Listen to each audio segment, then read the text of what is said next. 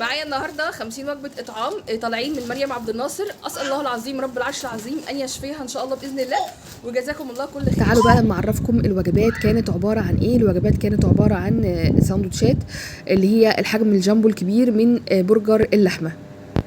الصراحه قبل ما اعمل الوجبه دي كنت خايفه جدا انها ما تشبعش او تبقى قليله او اي حاجه من ذاك القبيل، فكنت بتجنب ان انا اعمل البرجر في الوجبات الاطعام.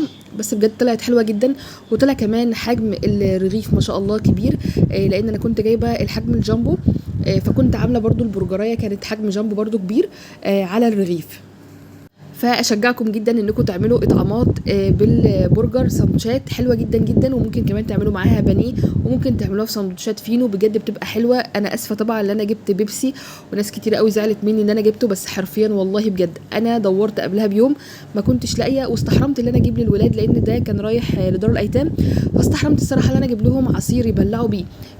حسيته الصراحه انا كان يعني انا كساره وولادي ما بنحبش اللي احنا نبلع بالعصير مع البرجر، فانا بحب زي ما بعمل في البيت عندي اعمل برضو للولاد بره. فطبعا معظم الناس اللي بتعمل اطعامات عارفه التعب واللي احنا بنمر بيه والدربكه بتاعه اليوم ودربكه الحاجه، بننزل طبعا من قبلها باسبوع بنجهز وبنشتري وبنعمل، فبجد بجد كان يعني مش قادره اقول لكم. ففعلا ما لقيتش اي منتج تاني. اللي يعرف في بورسعيد حد بيبيع منتجات مش مقاطعه، يعني اللي هي خارج المقاطعه، يكلمني علشان خاطر برضو نروح. فده كان شكل الوجبه النهائي. الحمد لله والشكر لله. اسال الله العظيم رب العرش العظيم ان يشفي مريم عبد الناصر ان شاء الله باذن الله. اهم حاجه بقى مستنياكم تشتركوا معايا في اطعام الشهر الجديد، ولو وصلتوا هنا ما تنسوش تصلوا على النبي وتتابعوني. انا ساره جمال من بورسعيد. باي باي حلوين. بابا حميد لايك